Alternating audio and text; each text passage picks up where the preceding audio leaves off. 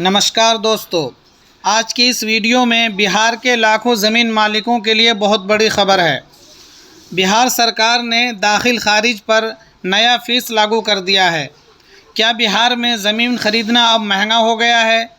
क्या अब हर ज़मीन की दाखिल खारिज कराने पर 200 रुपये फ़ीस देना होगा? क्या ये नया टैक्स है या सिर्फ़ एक सरकारी शुल्क है? अगर आपके पास ज़मीन है या आप ज़मीन ख़रीदने वाले हैं तो ये वीडियो आपके लिए बहुत ज़रूरी है, क्योंकि सरकार के इस नए फ़ैसले का असर लाखों लोगों पर पड़ने वाला है। तो इसीलिए वीडियो को आखिर तक ज़रूर देखिए। सबसे पहले समझते हैं कि दाखिल खारिज क्या होता है। तो समझिए, जब कोई व्यक्ति ज़मीन ख़रीदता है या किसी को विरासत में ज़मीन मिलती है या कानूनी रूप से मालिक बदलता है तो सरकारी रिकॉर्ड में नए मालिक का नाम दर्ज कराया जाता है। इसी प्रक्रिया को, इसी प्रोसेस को दाखिल खारिज या म्यूटेशन कहा जाता है। जैसे कि किसी ने ज़मीन ख़रीदा, मान लीजिए कि एक आदमी है, वो ज़मीन ख़रीदता है किसी से। अब ज़मीन ख़रीदने के बाद उसके पास जो है केबाला का पेपर आ जाता है हफ्ता 10 दिन में।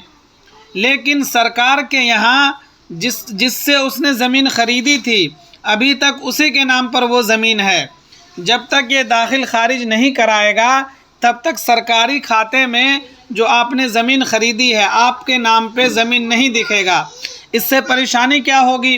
अगर आप दाखिल खारिज नहीं कराएंगे और आपने ज़मीन ख़रीद लिया है, मान लीजिए आप 5 कट्ठा ज़मीन ख़रीदें किसी से, केबाला करवा लिए अपने नाम पर, केबाला आपके पास है, लेकिन सरकार के घर में वो ज़मीन उसी के नाम पर है जिसने आपको बेचा था।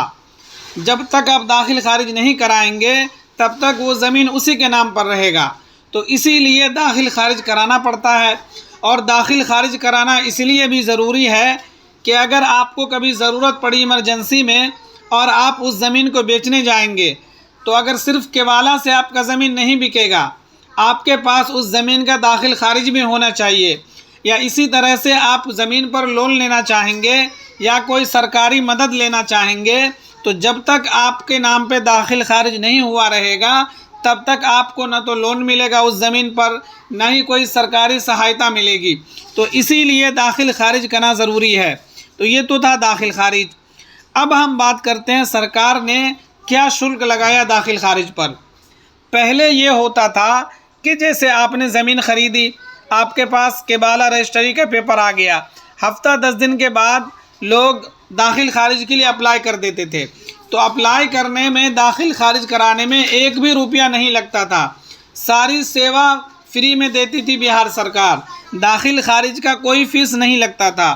लेकिन अब बिहार विधानसभा ने एक संशोधन विधेयक पारित किया है, जिसके तहत दाखिल खारिज के आवेदन करने के लिए, यानी अगर आप ज़मीन के दाखिल खारिज करने के लिए आवेदन देते हैं, एप्लीकेशन देते हैं, तो हर एक आवेदन पर आपको 200 रुपया चार्ज लगेगा और ये चार्ज सरकार के खाते में जाएगा।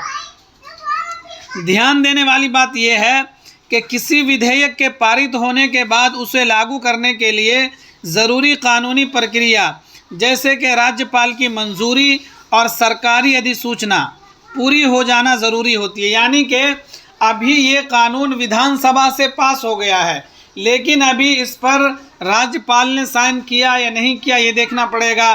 फिर अधिसूचना जारी हुआ कि नहीं जारी हुआ। तो अभी सिर्फ विधानसभा में इसको पास कर दिया गया है। अब इसको मंजूरी देंगे राज्यपाल साहब, फिर अधिसूचना जारी होगी, उसके बाद ये कानून लागू हो जाएगा। बिहार के हर एक प्रखंड में कोई भी ज़मीन का दाखिल खारिज करवाता है तो उसको हर एक आवेदन पर 200 रुपया शुल्क देना होगा। सरकार का कहना है कि इस शुल्क के ज़रिए हम अपना रेवेन्यू बढ़ाना चाहते हैं। इस पैसे से भूमि रिकॉर्ड व्यवस्था को और आधुनिक बनाया जाएगा।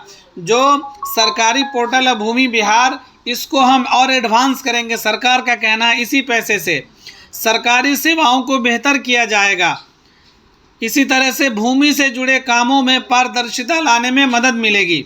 सरकार का दावा है कि ये पैसा भूमि प्रबंधन को बेहतर बनाने के उद्देश्य से ली जा रही है। लेकिन लोगों के मन में, जनता के मन में सवाल उठ रहे हैं। पहला सवाल है क्या हर आवेदन पर 200 देना होगा? दूसरा सवाल है, अगर ज़मीन विरासत में मिली है तब भी शुल्क देना होगा। तीसरा सवाल है, ऑनलाइन आवेदन करने पर भी यही शुल्क रहेगा।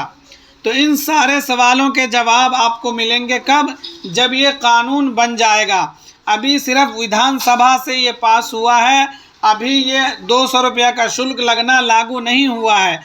जब बिहार सरकार, बिहार के जो गवर्नर हैं वो इस कानून पर साइन कर देंगे और बिहार सरकार अधिसूचना जारी कर देगी, उस अधिसूचना में ये सारी जानकारी होगी कि कौन से वाले दाखिल खारिज पर पैसा लगेगा। एक तो दाखिल खारिज होता है, आपने ज़मीन ख़रीदा किसी दूसरे आदमी से और उसको दाखिल खारिज करा रहे हैं।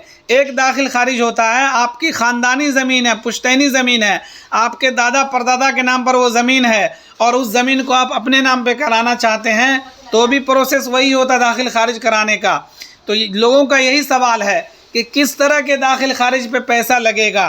तो इसका जवाब अभी आपको कोई नहीं देगा, इसका जवाब मिलेगा जब बिहार सरकार अधिसूचना जारी कर देगी। अधिसूचना में सारी चीज़ें रहेंगी कि किस तरह के दाखिल खारिज पर यह शुल्क लगने वाला है। जी तो फ्रेंड्स, अगर ये जानकारी आपको उपयोगी लगी है तो वीडियो को लाइक और शेयर कर दीजिए और इस चैनल को सब्सक्राइब कर लीजिए। जब भी ये अधिसूचना जारी हो जाएगी दाखिल खारिज वाली, जिसमें 200 रुपये लगेंगे, सबसे पहले आपको इसी चैनल पर देखने को मिलेगा। तो इस चैनल को सब्सक्राइब कर लीजिए, वीडियो को लाइक और शेयर कर दीजिए।